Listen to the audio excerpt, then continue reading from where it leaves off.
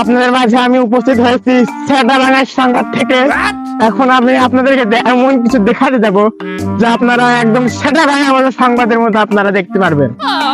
যা দেখাতে চলেছে আপনারা কোনোদিন কল্পনা করেন। তো গাইস, আমরা এখন দেখতে পাচ্ছেন এই ওখানে বন মানুষ জিঙ্গালালা জিঙ্গালালা হো জিঙ্গালালা জিঙ্গালালা এরা তো ফসছে কেন? এটা কি রাশিয়ান জঙ্গলি নাকি? এটা মনে হয় এদের প্রিয় খাবার। এটা কিন্তু দেখতেছি। জিঙ্গালালা জিঙ্গালালা দেখেন এরা ঢিঙ্গালা করছে। এরা হচ্ছে রাশিয়ান বন মানুষ। রাশিয়ান মানুষ এটাকে আপনারা খাবেন নাকি?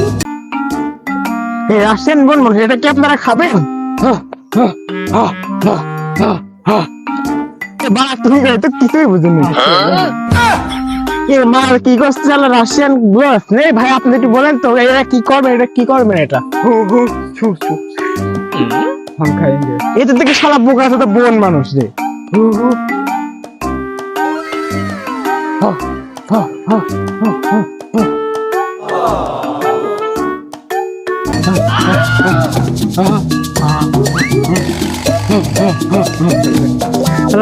কি করছে মানে কিছুই তো বুঝতেছে না। শালা বন মানুষের কথা বোঝা তো যাচ্ছে না।